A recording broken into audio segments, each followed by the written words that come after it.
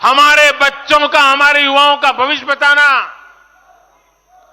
BJP के प्रत्येक कार्यकर्ता का दायित्व है। कांग्रेस का ट्रैक रिकॉर्ड हम सभी के सामने है।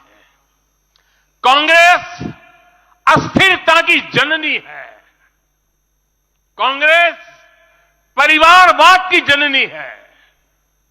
कांग्रेस भ्रष्टाचार की जननी है और कांग्रेस तुष्टीकरण की भी जननी है।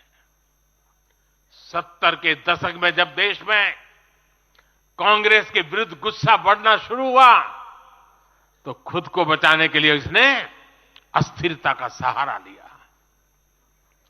हर नेता की सरकार कांग्रेस ने अस्थिर की।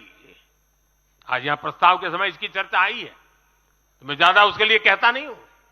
आज भी ये लोग अस्थिरता पैदा करने के लिए नई नई साजिशें कर रहे हैं। इन लोगों ने मिलकर जो गठबंधन बनाया है उसकी भी यही पहचान है। कांग्रेस के पास विकास का एजेंडा नहीं है, फ्यूचर का रोड मैप नहीं है। ये देश को कभी भाषा के आधार पर तो कभी क्षेत्र के आधार पर बांटने में जुटे हुए हैं। साथियों, कांग्रेस का एक सबसे बड़ा पाप ये रहा है कि वो देश की सेनाओं का मनोबल तोड़ने से भी पीछे नहीं रहे। भारत की राष्ट्रीय सुरक्षा और सामरिक शक्ति को नुकसान पहुंचाने में कांग्रेस ने कोई कसर नहीं छोड़ी है। जब भी देश के रक्षा क्षेत्र में कोई बड़ा काम हुआ, जब हमारी सेनाओं ने कोई उपलब्धि हासिल की, कांग्रेस ने हर बार उन पर सवाल उठाए। आप सिर्फ सोचिए कि 5 साल पहले इन लोगों ने क्या कहा था। इन लोगों ने हर कोशिश की कि हमारी वायुसेना को राफेल जैसे एडवांस एयरक्राफ्ट न मिल पाए। इन्होंने अप्रचार किया कि हिंदुस्तान एरोनॉटिकल लिमिटेड को, HAL को खत्म किया जा रहा है। ये लोग तो HAL के बाहर फोटो तक खींचवाने के लिए चले गए थे। लेकिन देखिए HAL आज कैसे धूमधाम से आगे बढ़ रहा है। आज देखिए कितने सारे ऑर्डर आज उनके यहां बुक किए गए हैं। आज जरा देखिए HAL का मार्केट वैल्यू कितना बढ़ गया है। ये वही लोग हैं जिन्होंने हमारी सेनाओं के सर्जिकल स्ट्राइक करने पर उनके पराक्रम पर सवाल खड़ा कर दिया। जब एयर स्ट्राइक हुई तो उसकी सफलता के प्रमाण मांगे जाने लगे। कांग्रेस भारतीय सेनाओं के अपमान का कोई मौका नहीं छोड़ती। साथियों, कांग्रेस कितनी कंफ्यूज है इसका उदाहरण मैं आपको देना चाहता हूं। कांग्रेस में लड़ाई चल रही है और बड़ी तगड़ी लड़ाई चल रही है, लेकिन मजा यह है कि सिद्धांतों की नहीं चल रही है, योजनाओं को समझ में नहीं चल रही है। लड़ाई क्या चल रही है आपको जानकर के आश्चर्य होगा। क्या लड़ाई है? कांग्रेस में एक वर्ग है जो कहता है कि मोदी से तीखी नफरत करो, मोदी पर व्यक्तिगत आरोप लगाओ, मोदी की छवि खराब करने के लिए हर हथकंडे अपनाओ। एक वर्ग है। कांग्रेस के अंदर एक दूसरा वर्ग भी है जो कांग्रेस की मूल परंपराओं से निकला हुआ है, जो कहता है कि मोदी पर व्यक्तिगत आरोप, नफरत से कांग्रेस को बाहर निकालो, इससे कांग्रेस को और ज्यादा नुकसान होता है। यानी कांग्रेस हमसे सैद्धांतिक मुद्दों पर लड़ाई नहीं लड़ रही है। कांग्रेस इतनी हताश है कि उसमें सैद्धांतिक विरोध, वैचारिक विरोध का साहस भी नहीं बचा। इसलिए गाली गलौज और मोदी पर झूठे आरोप ही उनका एकमात्र एजेंडा बन गया है। साथियों, लाल किले से मैंने कहा था यही समय है, यही समय है, यही समय है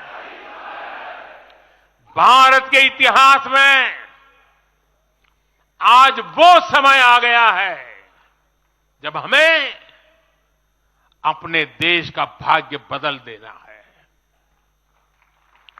और साथियों, मैंने देशवासियों को लाल किले से कहा था और आपको तो कई बार कह चुका हूं। मैंने देशवासियों को कहा था कि अगर आप 10 घंटे काम करेंगे तो मोदी 11 घंटे काम करेगा। अगर आप 12 घंटे काम करेंगे तो मैं 13 घंटे काम करूंगा। अगर आप 14 घंटा काम करेंगे तो मैं 15 घंटे काम करूंगा। मेरे साथियों, देश भर के मेरे कार्यकर्ताओं, देश भर के मेरे देश को उज्जवल भविष्य के लिए आशा लगाकर बैठे हुए लोगों से मैं कहना चाहूंगा, आने वाले 100 दिनों तक बीजेपी के हर कार्यकर्ता को अपने लिए नए लक्ष्य बनाने होंगे, उन्हें प्राप्त करना होगा। बीते वर्षों में भाजपा सरकार की योजनाओं का लाभ करोड़ों लाभार्थियों को मिला है। हमें हर लाभार्थी तक पहुंचना है। और मेरी एक व्यक्तिगत प्रार्थना है, करोगे? जरा हाथ ऊपर करके बताइए, करोगे? करोगे? हर लाभार्थी के पास जाइए, उनको कहना कि प्रधान सेवक नरेंद्र मोदी ने उन्हें प्रणाम कहा है।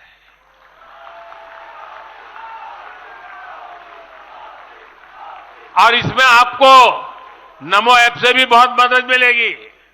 आप नमो ऐप के जरिए मेरा प्रणाम और मेरी चिट्ठी उन लाभार्थियों तक जरूर पहुंचाएंगे। किसी भी बूथ में एक भी फर्स्ट टाइम वोटर ऐसा ना हो जिस तक बीजेपी का कार्यकर्ता पहुंचा ना हो। आपको उन्हें पिछले 10 वर्षों के काम और आने वाले 5 वर्षों के प्लान, इसके विषय में जरूर बताना है। मैं आपको उन्हें नमो ऐप पर विकसित भारत का ब्रांड एम्बेसडर बनाने के लिए हमें उसको जोड़ना है। वो हमारा एम्बेसडर है। मतदान के दिन इन सभी मतदाताओं को बूथ पर लाकर हमें कमल निशान पर मतदान करवाना है और जहां एनडीए के साथी हो उनके निशान पर मतदान करवाना है। साथियों, हमें याद रखना है, हमें सिर्फ सरकार बनाने के लिए लोगों को नहीं जोड़ना, बल्कि देश बनाने के लिए भी तो लोगों को जोड़ना है। जो किसी भी कारण से अभी भी भाजपा से दूर है, उन तक हमें पहुंचना है। सबका साथ, सबका विकास ही हमारा मंत्र है। हमारे स्वतंत्रता सेनानियों ने जो सपने देखे थे, अब उन्हें पूरा करने का समय आ गया है। और इसके लिए भाजपा जरूरी है। इसके